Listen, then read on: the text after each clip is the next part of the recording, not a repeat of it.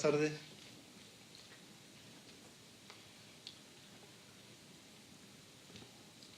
A nivel internacional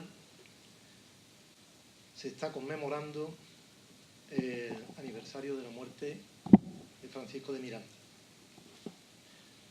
Se da la circunstancia, como todos ustedes saben, que esa muerte tuvo lugar aquí en la isla, concretamente en el penal de Cuatro Torres de la Carraca. Así como digo, se está conmemorando a nivel internacional. Lo más normal y lógico es que aquí en San Fernando también tuviera lugar un recordatorio, una atención, una dedicación a ese personaje tan sobresaliente en el ámbito militar y en el ámbito político. La Academia ha organizado, junto con el Ayuntamiento, puesto que la idea se le expuso al Ayuntamiento y desde el primer momento la aceptaron, la apoyaron, colaboraron, están colaborando y nos pareció muy bien, lo agradecemos, y conjuntamente Ayuntamiento, Academia, Academia, Ayuntamiento, pues organizamos esta jornada que se van a desarrollar entre hoy y mañana, dedicadas a Francisco de Miranda. Un personaje que los que tengan conocimiento de su vida los ampliarán con lo que aquí se va a exponer, y que los que sepan poco o nada de este personaje van a salir bastante bien documentados, porque se van a contemplar a través de las 4 exposiciones distintos aspectos de Francisco de Miranda.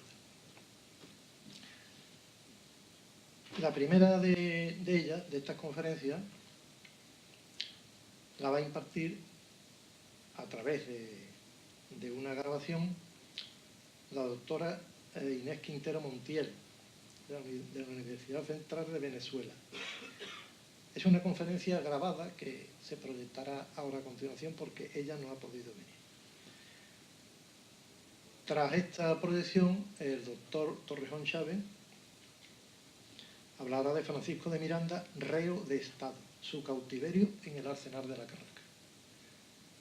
A las 9, cuando acabemos aquí, se inaugurará una exposición modesta dentro de nuestras posibilidades, pero bueno, que tiene un gran atractivo y que está instalada en el vestíbulo del Centro de Congreso.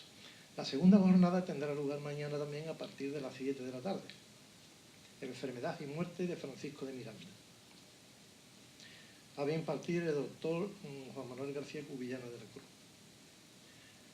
Y por último, el doctor don José Antonio Lorente Acosta, de la Universidad de Granada, del Departamento de Medicina Legal, va a hablar de los restos óseos de Francisco de Miranda. Como ustedes saben, los restos fueron una fosa común y bueno, se está estudiando si lo aparecido corresponde o no, y en qué medida, en todo caso, a los verdaderos restos de Francisco de Miranda. Como les decía, a través de lo que les he puesto, comprobarán ustedes la diversidad de los temas que se van a abarcar en relación con este personaje. Distintos todos y muy interesantes y muy ilustrativos. Estas jornadas van a estar presididas por el doctor don Antonio Campos Muñoz, que es hijo predilecto de la ciudad y académico de San Romualdo, entre otras muchas cosas, como por ejemplo presidente de la Real Academia de Medicina de Granada y académico a nivel nacional también. El comisario de la exposición que vamos a contemplar es el doctor don Juan Antonio Lobato García, que ha trabajado para que podamos montar esta exposición sobre Francisco de Miranda. Durante esta jornada podrán ustedes también de algún modo participar, si quieren, haciendo preguntas o comentarios a los ponentes durante las 4 exposiciones que van a tener lugar.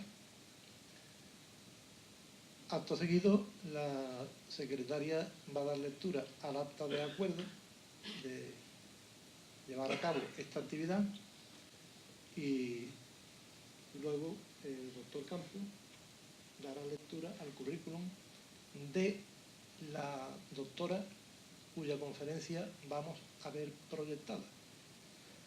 Nuestra gratitud de nuevo al Ayuntamiento y bueno, creo que para la isla debe ser una satisfacción y debe ser una distinción dentro de las actividades culturales que no se nos haya pasado por alto este aniversario de Miranda. Señora secretaria.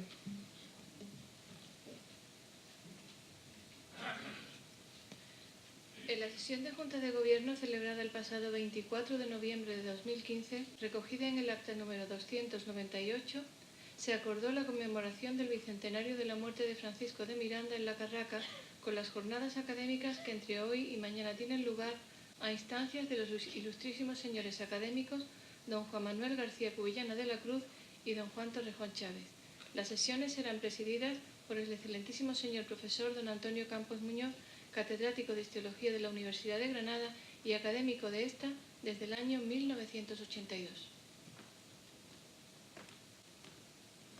Profesor Campos, por favor. Ilustrísimo señor presidente de la Academia de San Romualdo, autoridades, señoras y señores académicos, señoras y señores. Es una verdadera satisfacción, un honor poder participar aquí en San Fernando en estas jornadas académicas y además hacerlo en relación con una figura quizás no del todo muy popularmente conocida, pero una figura de dimensión absolutamente internacional. Yo creo que San Fernando es una ciudad, que lo he comentado muchas veces, que yo creo que desconocemos todos los que vivimos y hemos nacido aquí, la cantidad y el número elevado de figuras de primera magnitud universal que han tenido vinculación con nuestra tierra. Desde Aníbal, desde Julio César, Jovellanos, José de San Martín, Miranda, tantos podíamos citar que han tenido relación, que han sido en alguna medida convecinos nuestros. Pues bien, la figura de Miranda es una figura que es una figura singular en un momento singular de la historia. Es un momento, a mí muchas veces ese momento que va entre finales del 18 y principios del 19, me parece un momento de adolescencia de la historia con las cuatro grandes revoluciones. La Revolución Americana, la Revolución Francesa, la Revolución un poco hispánica, con su derivada hacia la emancipación americana y la Revolución Industrial. Y la figura que hoy vamos a comenzar a analizar en estas jornadas es una figura que ha sido protagonista por lo menos en tres de ellas. Y eso verdaderamente lo hace muy singular en la Revolución Americana, en la Revolución Francesa y en la Revolución Hispánica. Quizás rastreando hasta encontraríamos algún rasgo en la Revolución Industrial, porque es difícil que se le escapara alguna. Pero en todo caso es una figura verdaderamente excepcional. Y para comenzar a debatir sobre ella tenemos la suerte de que los coordinadores de esta jornada, mis queridos amigos, el profesor Juan Torrejón y Juan Manuel García Cubillana, pues han seleccionado un programa excelente y la primera persona que nos va a hablar sobre Miranda es la profesora Inés Quintero. Muy brevemente, porque lo que nos interesa es oírla, Inés Quintero es historiadora, es profesora de la Universidad Central de Venezuela, es una investigadora de la historia, ha tenido como investigadora una de las becas más importantes para investigar, que es la beca Fulbright, y la ha tenido para estudiar en documentación en la Biblioteca del Congreso de Estados Unidos, en Washington. Ha desempeñado la cátedra Andrés Bello, una de las figuras más ilustres de América, fundamentalmente muy relacionada luego con el diccionario y con la lengua española, que permaneció en América, entre otras por la obra de Andrés Bello. La cátedra Andrés Bello de la Universidad de Oxford ha sido desempeñada durante un año por la profesora Inés Quintero, y es actualmente directora de la Academia de la Nacional de la Historia en Venezuela. Por otra parte, ha obtenido numerosos premios, el premio Mariscal Ayacucho, José Sucre, Bernardo Núñez, Historia del Ateneo de Gijón, etc. Y ha publicado numerosísimos libros, aparte de desempeñar una labor historiográfica de investigación de primera magnitud. Por no citarles todos los libros, y La historia mínima, Antonio José de Sucre, Biografía y política, Mirar tras la ventana, Testimonio de viajeros y de mujeres del siglo XIX, Recuerdos de la Revolución de Venezuela y últimamente uno de los libros que además parece que está en la exposición expuesto, El hijo de la panadera, del 2014. Muchos libros colectivos y además participa en el comité editor del Diccionario de la Historia de Venezuela, que es una de sus últimas actuaciones en su trabajo. Creo que tenemos la suerte no solo de tener un texto que podamos leer, sino que tener su propia voz a través de la palabra, y yo creo que eso es el primer gran testimonio que vamos a recibir sobre la figura singular de Miranda, hombre que con todas sus contradicciones y todas sus posibilidades no deja de ser un paradigma, un prototipo de un hombre de finales del 18 y de principios del 19.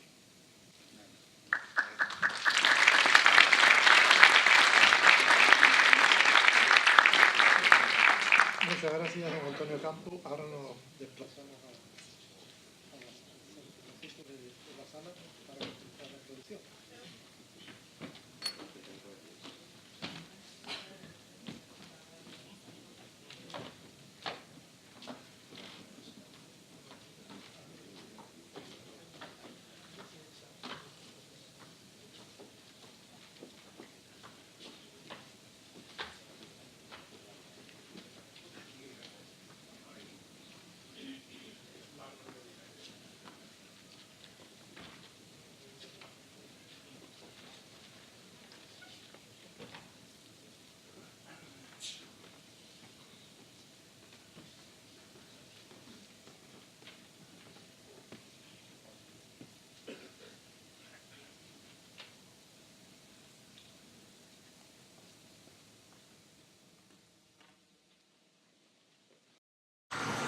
Buenos días.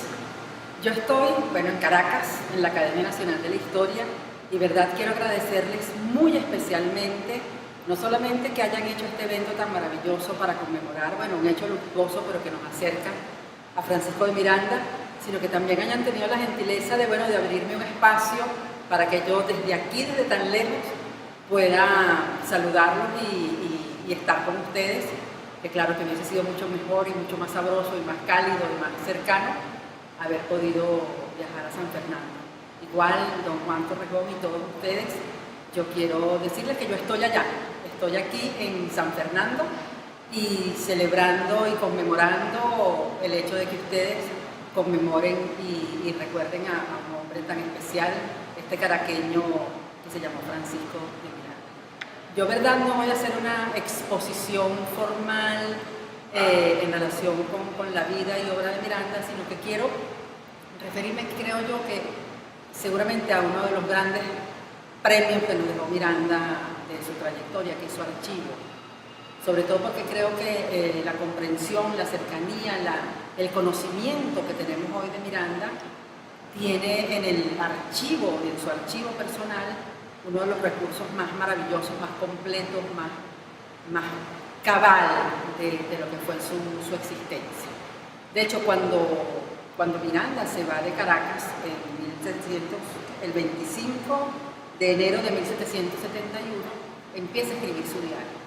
Ese día escribe las primeras notas en lo que va a ser el comienzo de ese archivo tan importante, tan complejo.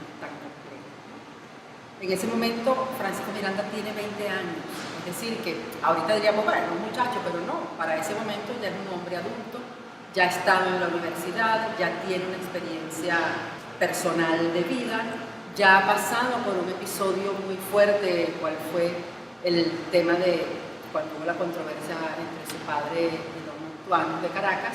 Por tanto, yo estoy convencida que la decisión de Miranda de irse de Venezuela obedece, por supuesto, a su afán de aventura, a su necesidad de conocer el mundo, pero esencialmente en modificar su biografía. Yo creo que Miranda decide irse de Venezuela para escribir una biografía distinta a la que le hubiese tocado vivir si se quedaba en Caracas. O sea, yo creo que en ese momento Miranda decidió dejar de ser el hijo de la panadera, porque así fue valorada el hecho de que su madre fuese una mujer que hacía pan en su casa, fue uno de los elementos que utilizaron los blancos criollos para desprestigiar y descalificar a su padre y no permitirle que utilizara las distinciones de capitán de milicias de blanco. Pues bueno, el hecho de que Miranda se fuese de Caracas ese día de enero de 1771, antes de cumplir 21 años, da cuenta no solamente de su, digamos, de su carácter y de su decisión y de su voluntad, sino también de un proyecto de vida, ¿no? Yo no creo que uno pueda afirmar a estas alturas que no, que Miranda cuando se fue ya tenía dispuesto que él iba a ser el precursor de la independencia de Hispanoamérica. Pero obviamente es un hombre que ya tiene ambición, o sea, no es un hombre que vive la vida de manera plana, ¿no? Y esta decisión de irse a España va acompañada también de una vocación por eso, como decía antes, construirse una nueva biografía. ¿Por qué es importante el diario de Miranda? ¿Y por qué es importante lo que representa ese acopio de documentos? Yo creo que en primer lugar porque hay conciencia histórica en Miranda. Yo creo que en el momento en que Miranda decide empezar a escribir su diario, obviamente está compartiendo una práctica de la época. En esa época el viajero lleva un diario de su vicisitud y de su recorrido. Al mismo tiempo, Miranda no solamente escribe, sino que recoge y recupera los testimonios de ese recorrido. Entonces, si uno ve, por ejemplo, los diarios de viaje, se puede dar cuenta no solamente del recorrido geográfico, que es una cosa realmente impresionante. Si uno tuviese un mapa y pudiese ir viendo, ¿no?, cada uno de los puntos que tocó Miranda durante ese viaje de 4 años por toda Europa y Asia, o sea, y parte de Asia, y esa maravilla de viaje, o sea, se sorprendería del periplo que llegó a transitar, ¿no? O sea, no tiene mucho sentido leer todos los puntos, pero si uno, por ejemplo, ve que el viaje comenzó por Holanda y estuvo en Sajonia, en Meissen, en Dresde, estuvo en Viena, en Hungría, en Italia, en Nápoles, en Dalmacia, pasó por el Mar Jónico, fue para atrás, para el Golfo de Corinto, continuó su viaje por Rusia, que es uno de los, de las instancias más exuberantes y exóticas. Después estuvo en Hamburgo, estuvo en La Haya, estuvo en Zúrich. O sea, no hay una ciudad a la cual Miranda no haya pisado. La otra cosa que es fabulosa de este viaje de Miranda es, por supuesto, el registro que hace de cada una de estas visitas. Yo creo que ese archivo y que ese diario permite no solamente conocer la experiencia personal y lo que fue la motivación de Miranda como viajero y como memorialista, sino que además yo creo que muy pocas fuentes de la época pueden permitir conocer con tal lujo de detalles los caminos, los mecanismos de transporte, el tiempo, los museos, las cárceles, los hospitales, las bibliotecas, las universidades, los teatros, los museos. O sea, cada uno de los sitios que visitó Miranda lleva el registro pormenorizado de los cuadros que vio, de la música que escuchó, de las exposiciones que visitó, pero también de la infinidad de personas que conoció y que además que dentro de la gente que conoce, o sea, músicos, científicos, políticos, príncipes, reyes, o sea, que verdad que uno se queda pasmado cuando lee de la propia mano de Miranda esta vitalidad y esta manera de vivir su propia historia. A mí me parece también que el diario de Miranda, más allá de toda esta profusión de información sobre tantísimos elementos de la vida europea y de la vida del siglo XVIII, también dan cuenta del político, ¿no? Porque Miranda, a medida que va haciendo estos recorridos, también emite sus opiniones políticas, sus juicios en relación con los sistemas de gobierno, sus críticas frente al despotismo, cuidándose muy bien de dónde lo va a hacer y con quién. Y cuando finalmente regresa de este enorme periplo y va a Inglaterra, ya uno puede advertir en el diario de Miranda y en el manejo de su archivo un cambio de calidad, un cambio de tono. Y es que ahora vamos a tener como parte de ese acopio, toda su correspondencia política y todo lo que él va a propiciar y a elaborar para ya efectivamente convertirse en lo que fue, o sea, un promotor incansable de la independencia de todo el continente americano. Entonces, cuando uno tiene oportunidad, ¿verdad?, de ver cada uno de estos papeles, también se maravilla por una parte por la disciplina, por la constancia, por la vehemencia y también muchas veces de la impertinencia de Miranda. O sea, cuando Miranda empieza los tratos con el ministro Pitt de Inglaterra, uno de sus consejeros le dice: tiene que tener mucha delicadeza, usted no puede insistir, usted no debe hacer esto, usted no debe hacer aquello, o sea, haciendo las recomendaciones que corresponde hacer frente a lo que podía resultar perjudicial para una negociación de la calidad y de la importancia que está pretendiendo hacer Miranda con el primer ministro del Reino Unido, ¿no? Y Miranda no le hace caso, o sea, Miranda, ¿verdad?, en su vehemencia y en su deseo de avanzar en su proyecto político, pues nada, él hace todo lo que el hombre le dice que no haga. Le escribe a Pitt, le insiste, incluso una de las cosas en las que había insistido mucho su consejero era: no se le ocurra pedirle dinero al ministro. Y pero también le dice que todo eso que le ha invertido y que ha hecho, eso también ha merecido gastos, tal, de forma que ahí tenemos eso, a este personaje, a esta figura tan importante que al mismo tiempo de su empeño político está eso, marcando su personalidad, o sea, el carácter de este individuo tan particular. Y hay otra cosa que yo también quiero insistir sobre el tema de la actividad de Miranda, que tiene que ver con los libros, ¿no? Este recorrido que él hizo por toda Europa durante 4 años es un recorrido en el cual, aparte de dar cuenta y detalle de cada uno de los lugares visitados, también va comprando y adquiriendo libros. O sea, en cada uno de los sitios donde va Miranda compra libros, pero no solamente los compra, sino que los anota.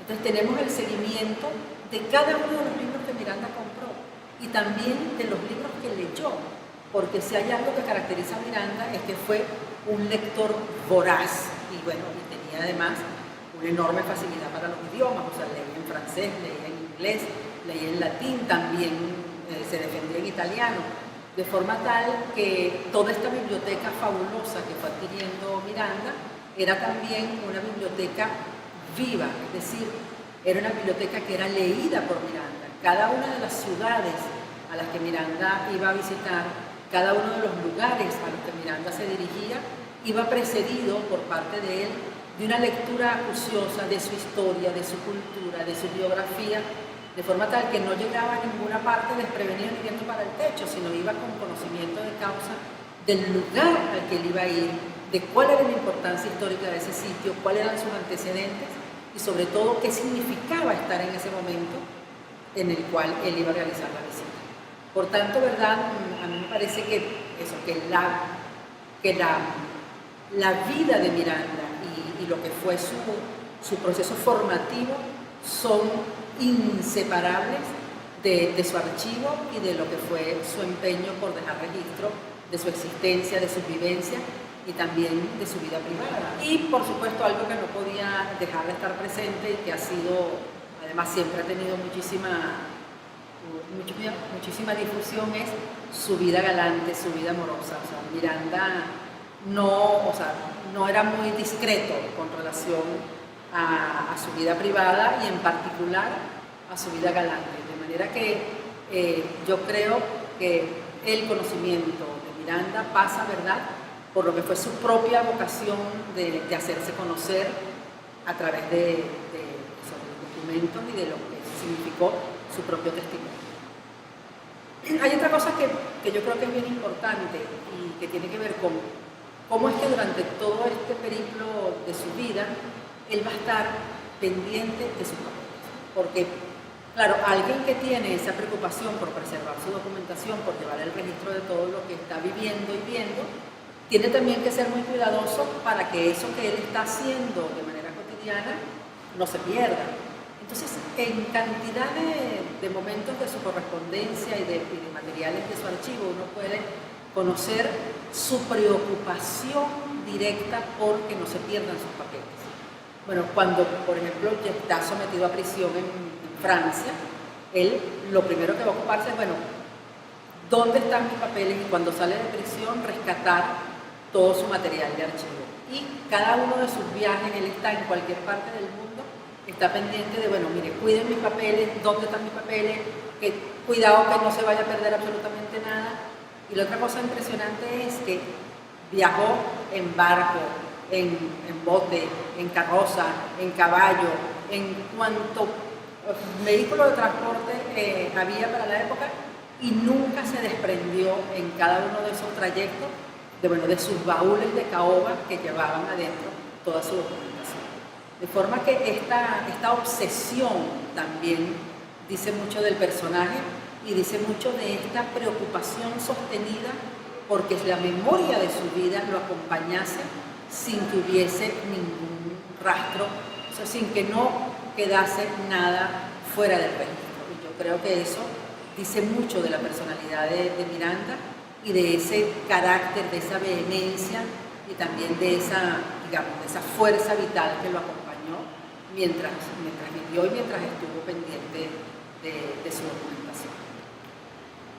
Si le dolía la cabeza, si se sentía mal del estómago y también cómo atendía sus estados de salud, o sea, qué tipo de remedios utilizaba para solventar sus dolencias.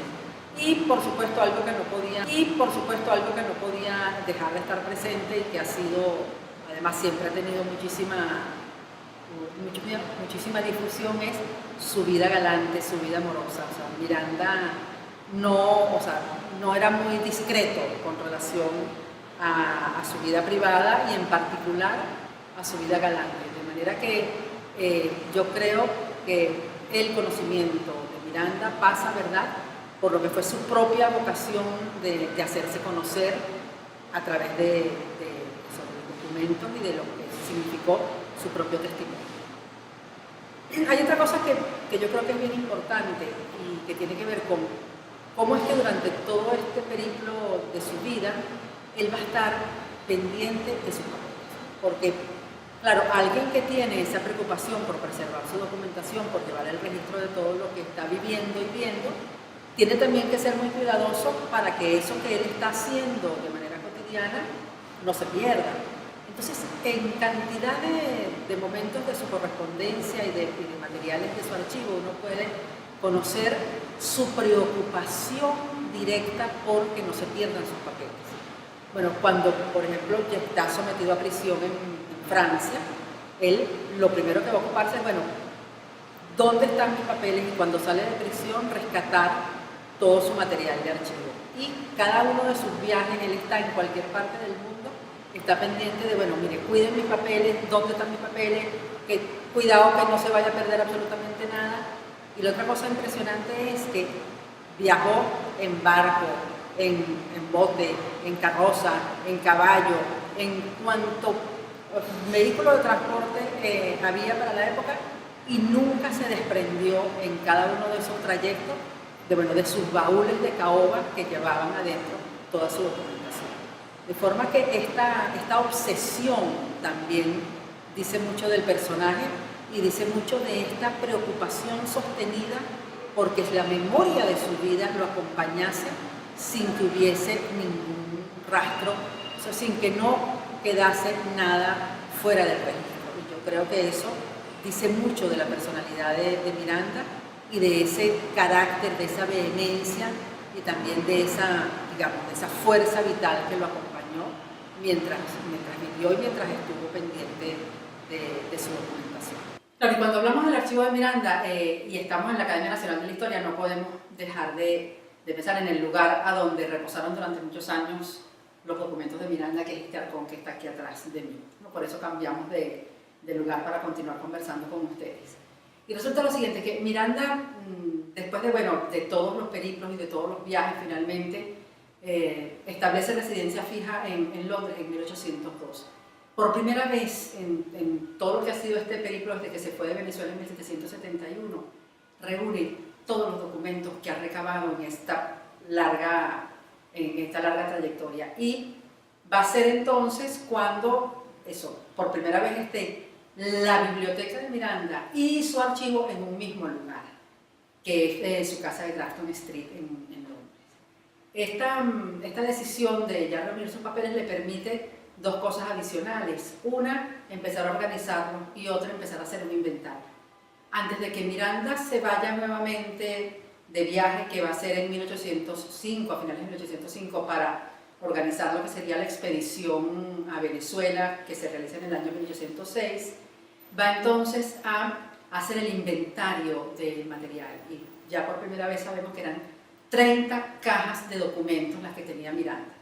Y por supuesto va a ser también el índice de su biblioteca, de su propia mano. Yo creo que esos son dos cosas bien decidoras de esta preocupación de la que hemos hablado de Miranda sobre su propia memoria, la propia memoria de su existencia. Ahora, sabemos que Miranda fue a Venezuela, que la expedición fue un desastre, que estuvo casi 2 años fuera y finalmente regresa a Londres para seguir empeñado en el proceso o en su proyecto ya obsesivo de su existencia, que es obtener la libertad de todo el continente. En 1810, cuando Miranda tiene las noticias de lo que había ocurrido en Venezuela, en Caracas en particular, el 19 de abril, que es el establecimiento de la Junta Suprema Conservadora de los Derechos de Fernando VII, ya está claro que muy difícilmente Miranda no va a pensar en venir a Venezuela. Y ya para esa época había empezado no solamente a organizar su material de este archivo, sino a encuadernarlo. Es cuando Miranda encuaderna el archivo con tapas de cuero y le pone el nombre de Colombella en honor a Cristóbal Colón. Este esfuerzo de encuadernación de todos sus documentos lo lleva a hacer 62 primeros tomos de materiales.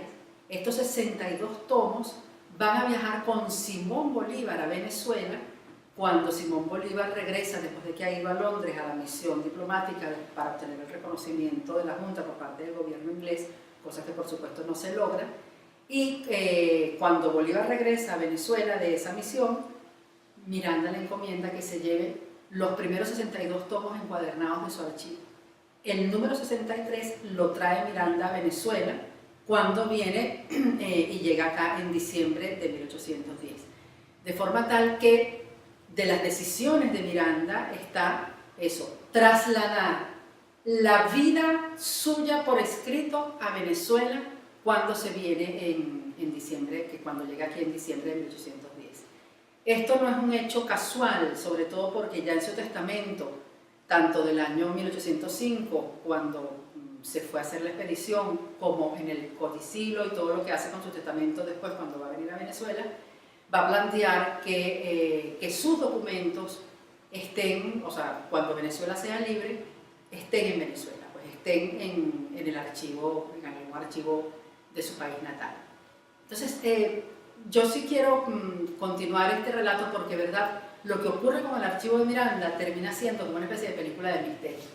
Miranda se viene a Venezuela, participa en la Guerra de Independencia, es miembro del Congreso, forma parte de la Comisión de Redacción de la Constitución, le va a tocar ejercer la dictadura. Digamos que todo ese esfuerzo histórico que ha significado su vida para obtener en algún momento la independencia de todo el continente se termina materializando, convirtiendo a Miranda en una figura principalísima de lo que fue el proceso de independencia de Venezuela. Esto va a concluir en el trágico episodio que concluye, que es la caída de la Primera República y la firma de la capitulación del año 12, del 25 de julio de 1812. Esa capitulación, cuando ya Miranda está persuadido de que no hay ninguna posibilidad de darle continuidad a la guerra con algún éxito, lo conduce a firmar la capitulación, y su primera decisión, además de reconocer las dificultades que significa darle continuidad a la guerra, es poner a salvo sus papeles. Una vez más vemos a Miranda preocupado porque ese esfuerzo histórico no se pierda. Y Miranda, incluso antes de salvarse él mismo, logra que sus papeles sean embarcados en el barco donde supuestamente él también partiría para eso, refugiarse en algún lugar y eventualmente continuar la lucha por la independencia en tiempo posterior. Como sabemos, Miranda es sometido a prisión, es entregado por algunos de sus compañeros de lucha y ya a partir de ese momento Miranda será un prisionero de España hasta el día de su muerte. O sea, Miranda va a estar preso primero en La Guaira, después en Puerto Cabello, de allá a Puerto Rico y finalmente aquí en San Fernando, en la Carraca donde va a fallecer. Pero los papeles de Miranda tienen otro destino muy distinto al de su dueño. O sea, los papeles de Miranda salen en el barco donde se iba a ir Miranda, llegan a Curazao y de Curazao son solicitados por el gobierno inglés y terminan llegando a Inglaterra. Y cuando llegan a Inglaterra son entregados al ministro de Colonias, que es el Mr. Banshurst, y van a estar allí como parte del patrimonio de ese ministerio bajo el cuidado del ministerio. Cuando Banshurst decide que, cuando Banshurst deja de ser ministro de Colonias, se lleva los documentos de Miranda para su casa. O sea, se lleva los documentos para un castillo suyo en Cirencester, ¿no? Y y allí estaban los papeles de Miranda sin que nadie supiera. Incluso uno de los hijos de Miranda trató de hacer averiguaciones posteriormente para conocer dónde estaba, para conocer el paradero de los papeles de su padre, y lo único que logró saber era que estaban en alguna parte de Inglaterra. Va a ser muchísimo tiempo después, ya en el siglo XX, cuando un investigador escocés, William Spence Robertson, que fue quien hizo una de las primeras biografías científicas más acabadas de Miranda, dio con los papeles de Miranda a través de una notificación que tuvo de que esos papeles debían estar allá y pudo revisarlos por primera vez. De manera que esos papeles que habían estado desaparecidos durante muchísimo tiempo fueron consultados por primera vez por este historiador escocés. No obstante de eso no se tuvo conocimiento en Venezuela, sino en el año 1926, cuando Caracciolo Parra Pérez, que era embajador de Venezuela, creo que en Italia, fue haciendo investigaciones, estuvo en el Kew Garden, en el Public Record Office, y por su director supo que efectivamente había unos papeles de Miranda en la residencia particular de la familia Banshurst. Pues Parra Pérez le encomendó al secretario de la legación británica, de la legación de Venezuela en el Reino Unido, el doctor Alberto Adriani, y efectivamente Adriani fue a la residencia de la familia y allí estaban los 63 tomos de los documentos de Miranda, tal como Miranda los había dejado en 1812 antes de que lo metieran preso. O sea, que verdad que termina siendo eso como un episodio de una película de misterio. El gobierno venezolano, presidido por Juan Vicente Gómez en esa oportunidad, decidió adquirir los papeles de Miranda y pagó 3.000 libras esterlinas por los papeles. Y los papeles entonces vinieron a Venezuela y vinieron acá al Palacio, vinieron a la Academia Nacional de la Historia, que todavía no tenía su sede en el Palacio de las Academias, y posteriormente, cuando la Academia se instaló aquí en el Palacio, que es donde está actualmente, los documentos vinieron para acá. En la década del 50 fueron colocados en esta arca maravillosa y aquí se mantuvieron extraordinariamente bien cuidados bajo la custodia de la Academia Nacional de la Historia, donde no solamente se hizo el esfuerzo de actualizar sus índices, sino que también desde su llegada se publicaron en su idioma original y tal cual como estaban autorizados por Miranda. Posteriormente se hizo una nueva edición, que es la de Colombella, que sí se hizo a partir de una nueva reorganización, se hizo una reorganización cronológica, pero eso, respetando el contenido del archivo de Miranda, y también se hizo el esfuerzo de traducir todos los documentos al idioma, al castellano, y poniéndolo en ortografía contemporánea. Ahora, ¿qué pasó después con esos papeles? O sea, que la historia del archivo de Miranda no concluye aquí. O sea, aquí se mantuvieron, como les digo, en este arcón hasta el año 2010. En el 2010, el finado presidente Chávez decidió que, como esos papeles eran, y junto con los de Simón Bolívar, los del Archivo del Libertador, eran el origen de la Revolución Bolivariana y el fundamento de la Revolución Bolivariana, no debían permanecer en la Academia Nacional de la Historia ni bajo la custodia de la Academia Nacional de la Historia. De manera que, por una decisión de un decreto presidencial, los documentos fueron trasladados al Archivo General de la Nación, no sin antes, bueno, por suerte antes ya habían sido digitalizados en un convenio entre la Academia Nacional de la Historia y la Biblioteca Nacional. Por tanto, todo el archivo de Miranda, ese extraordinario patrimonio que nos dejó Miranda de su vida, está absolutamente todo en internet, producto de este esfuerzo de digitalización que se hizo previamente. Los originales están en el Archivo General de la Nación, lamentablemente no tenemos acceso a ellos, pero yo sí creo que cuando uno hace el recorrido de lo que fue la vida de Miranda y puede calibrar la relevancia histórica de este personaje, no puede en ningún caso prescindir de lo que fue su pasión fundamental, no solamente por la independencia, sino por preservar la memoria de su propia existencia. De manera que ahora, cuando se cumplen 200 años de la muerte de Francisco de Miranda, ¿verdad?, tanto para mí como historiadora, como para la Academia Nacional de la Historia y para todos los venezolanos, no tenemos sino decirles muchísimas gracias por recordar a Miranda, por esta maravillosa iniciativa de hacer un acto conmemorativo, en esta ocasión por la exposición, por la iconografía, y que sepan que aquí en Venezuela Miranda sigue teniendo ese papel y esa figura y ese reconocimiento importantísimo. Y yo creo que, verdad, que el gran legado de Miranda, además de, por supuesto, de su trayectoria vital, es habernos dejado su propia versión de lo que significó para él eso, su presencia y su periplo vital. O sea, muchísimas gracias y verdad, un abrazo fraterno desde Caracas para todos los que están